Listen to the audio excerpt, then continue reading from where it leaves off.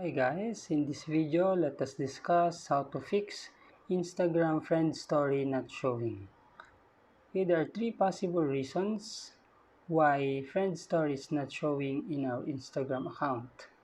First possible reason is they have not allowed you to see that story. Let's take an example here. Let's take a picture here, then send this. As you can see here, there are options to whom you will send the story. If you're going to choose close friends and you are not included in these close friends, then probably you are not allowed to see their story.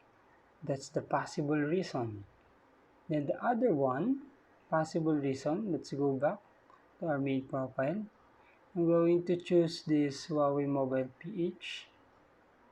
Then if we see everything here, then it's a good sign that we are not blocked in this account.